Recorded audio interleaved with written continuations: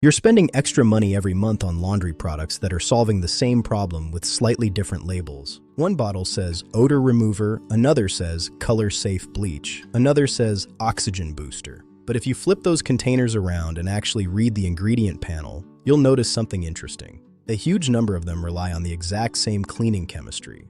And that chemistry has been around for more than a century. The wild part? Most people never hear the actual name of the ingredient because the branding is louder than the science.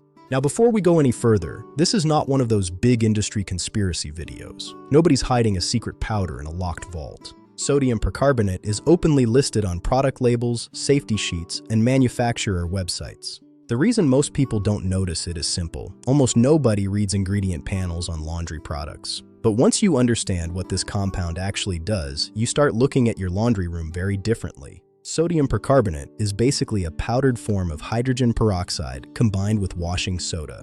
The moment it hits warm water, it releases oxygen-based cleaning power that helps break apart many common stains and odors. That's why it shows up in products marketed as oxygen bleach, stain removers, whitening boosters, and fabric brighteners. And here's where things get interesting. According to recent ingredient disclosures and retailer listings in the US, bulk sodium percarbonate can often cost dramatically less per pound than branded oxygen cleaning products sold in supermarkets. Not because the chemistry is different, but because packaging, fragrance blends, marketing, fillers, and branding all add cost. Now, to be fair, branded products sometimes include extra surfactants, enzymes, fragrances, or anti-caking agents that improve convenience or target specific stain types. So this is not a claim that every branded cleaner is fake. Some absolutely perform better in certain situations. But the core oxygen cleaning reaction, that's usually coming from the same chemistry. And the chemistry itself is honestly fascinating. Most stains look colorful because of structures called chromophores. Coffee, wine, sweat, tomato sauce, grass, blood, they all contain molecules that absorb and reflect light in ways that create visible color. When sodium percarbonate dissolves in water, it releases hydrogen peroxide. In alkaline conditions, that peroxide forms reactive oxygen species that attack those color-producing structures and break them apart. And that is exactly why those tough stains begin to fade away.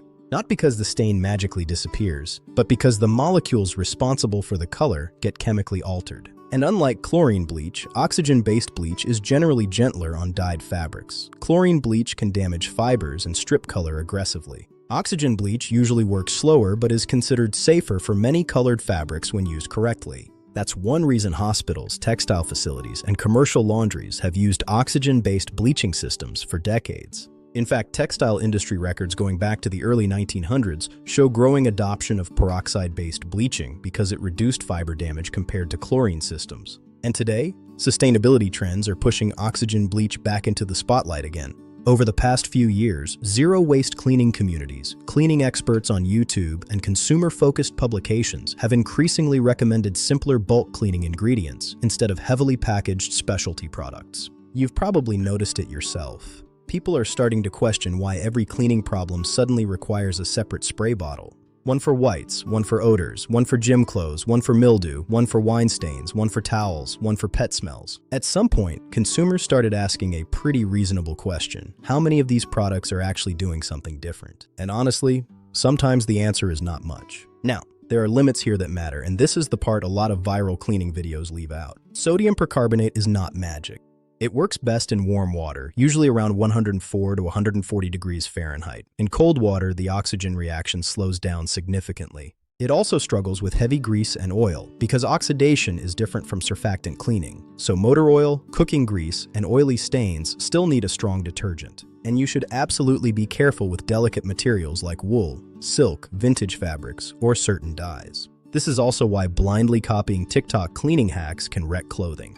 More product does not equal better cleaning. In fact, consumer laundry experts and appliance manufacturers have repeatedly warned that overusing boosters and detergents can leave residue in fabrics and even damage washing machines over time. So here's the practical setup most cleaning professionals recommend instead of the hype. Use regular detergent for everyday soil and oils. Use oxygen bleach as a booster for stains, whitening, sweat smells, and organic discoloration. Use warm water whenever the fabric allows it. And always test delicate fabrics first. That's it. Simple usually wins. Here's a basic example. If you've got white towels starting to look gray or yellow, a warm water soak with oxygen bleach before washing can dramatically brighten them. Coffee stain on a shirt? Warm water soak first. Gym clothes holding onto odor?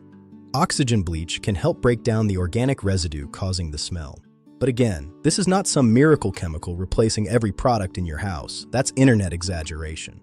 What it really is one extremely versatile laundry ingredient that many consumers overlook because branding makes everything seem more specialized than it actually is. And that specialization business is massive. The global laundry care market generates tens of billions of dollars every year.